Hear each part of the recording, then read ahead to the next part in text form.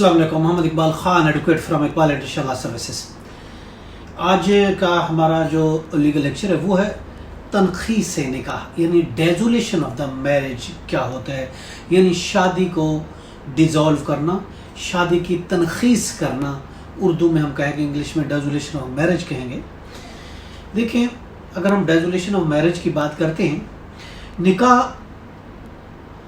के बाद ही डेजुलेशन होती है, पहले निकाह होता है। निकाह क्या हो, देखिए निकाह का जो एग्रीमेंट है, निकाह का जो मुआहदा होता है, वो मर्द और जन के दरमियान एक सोशल कॉन्ट्रैक्ट है। जिस तरह किसी भी एग्रीमेंट के फ़रीक़ैन उस मुआहदे को ख़त्म करने, उसको डिज़ॉल्व करने या उसको तनख़ीस करने का एक राइट रखते हैं। अब ये और बात है कौन सा पार्टी कितना राइट रखता है उस डिसॉल्व करने के लिए, उसमें क्या टर्म एंड कंडीशन है और कौन सी पार्टी के पास कितना राइट है, ये एक अलहदा क्वेश्चन है। बट कोई भी एग्रीमेंट होता है उसको फसख किया जा सकता है, उसको डिसॉल्व किया जा सकता है। निकाह भी चूँकि एक सोशल कॉन्ट्रैक्ट है और इसी तरीके से इस निकाह के मुआहदे को तोड़ने का हक भी कानून में और शरीयत के तहत मौजूद है। कानून और शरीयत के तहत फ़रीक़ैन निकाह के जो फ़रीक़ैन होते हैं, यानी मियाँ और बीवी, उनको दोनों को राइट दिया गया है कि वो इस सोशल कॉन्ट्रैक्ट को तोड़ सकते हैं, उसको फसख कर सकते हैं। चुनांचे जिस तरह मर्द निकाह का बंधन बजरिया तलाक उसको डिज़ॉल्व कर सकता है, इसी तरीके से एक मैरिड वुमन, शादीशुदा औरत भी इस निकाह को डिज़ॉल्व कर सकती है, उसको फसख कर सकती है, उसको तनख़ीस कर सकती है, जिसको हम डेजुलेशन ऑफ मैरिज या इंग्लिश में हम तनख़ीस निकाह कहते हैं। मगर वो तनख़ीस निकाह करने के लिए उसको अदालत से रुजू करना पड़ेगा और तनख़ीस निकाह का ये हक औरत कानून में दर्ज कुछ मखसूस वजूहात की बुनियाद पर हासिल कर सकती है, उस बेस पर वो डिज़ॉल्व कर सकती है। इस्लाम से कबल औरतों को शादी के बाद शौहर से अपनी मर्जी से अलहदगी हासिल करने का कोई हक हासिल नहीं था। शौहर बीवी के साथ वो चाहे कैसी बदसलूकी क्यों ना करे, बीवी को हर हालत में शौहर की मर्जी के ताबे ज़िंदगी गुजारना पड़ती थी।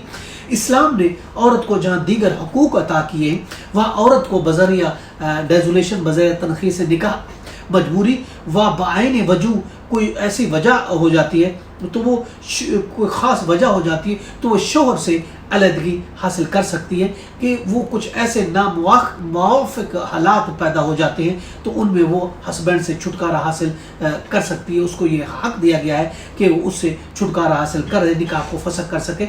औरत अपनी मर्ज़ी से ज़िंदगी गुजारने का उसका पूरा पूरा राइट हासिल है।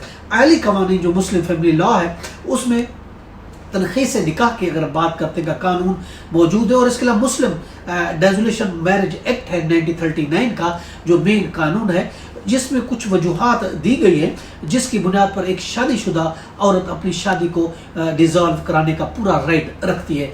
कानून के तहत इससे कबल बीवी तनख़ीस निकाह की डिग्री जो है वो मांग सकती है, ले सकती है और उसे ये तस्लीम करना पड़ेगा कि उसकी शादी खावंद के साथ जो हुई थी वो लीगल मैरिज हुई थी, कानूनी शादी हुई थी। और उसके बाद ये भी उसको प्रूफ करना पड़ेगा कि वो किन वजूहात की बना पर ये शादी को डिज़ॉल्व करना चाहती है। अगर शादी का होना साबित ही ना हो सके कि शादी ही नहीं हुई, तो फिर तमाम वाक़यात और वजूहात जिसकी बिना पर वो शादी की तनख़ीस चाहती है वो बेमानी होकर रह जाएंगे। सबसे पहली बात तो ये निकाह होना चाहिए, लीगली एडमिटेड होना चाहिए।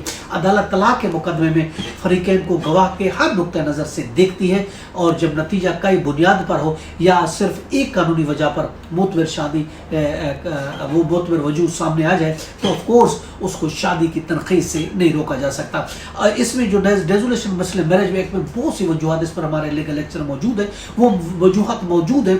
उन वजूहात की बिना पर एक औरत का राइट बनता है कि उन वजूहात को प्रूफ करेगी। फॉर एग्जाम्पल उसके साथ जुल्म ज़्यादती होती है और इसके अलावा मेंटेनेंस नहीं मिलता, हस्बैंड इम्पोर्टेंस है या कोई उस पर उसके किरदार पर एलिगेशन लगाते, इस तरह बहुत सी वजूहत है जिसकी बिना पर डेजुलेशन ऑफ मैरिज एक्ट 1939 के तहत वो डिवोर्स ले सकती है। हाँ, इसके अलावा उसके पास ये भी राइट है कि शादी को खुला के थ्रू भी डिज़ॉल्व कर सकती है। खुला में किसी रीज़न की वजह की ज़रूरत नहीं होती। ये आता हमारा आज का लीगल लेक्चर। इसके साथ मुझे इजाज़त दें, कर फिर मिलेंगे। Have a nice day. अल्लाह हाफ़िज़।